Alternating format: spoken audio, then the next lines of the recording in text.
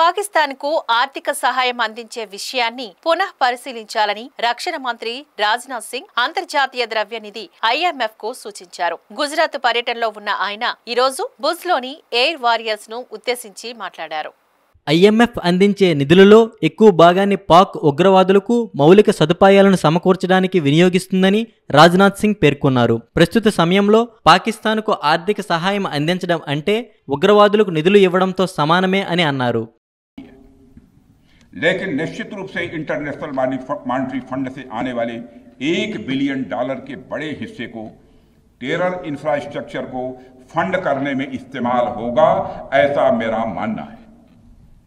పాకిస్తాన్లో ఆశ్రయం పొందిన ఉగ్రవాద మౌలిక సదుపాయాలను కూల్చివేసేందుకు భారత వైమానిక దళానికి కేవలం 23 నిమిషాలు పట్టిందని రాజ్నాథ్ సింగ్ చెప్పారు. ఆపరేషన్ సింధూర్ సమయంలో భారత వైమానిక దళం వేగంగానూ నిర్ణయాత్మకంగా వ్యవహరించిందని ప్రశంసిస్తూ ఇది భారతీయులందరికీ గర్వకారణమన్నారు.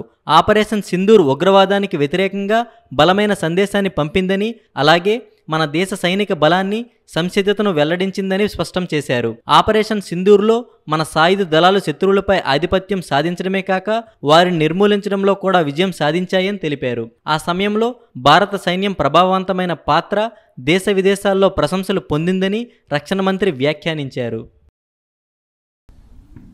इसलिए मैं मानता हूं कि आज के समय में पाकिस्तान को किसी भी तरह की आर्थिक सहायता टेरर फंडिंग से कम नहीं है.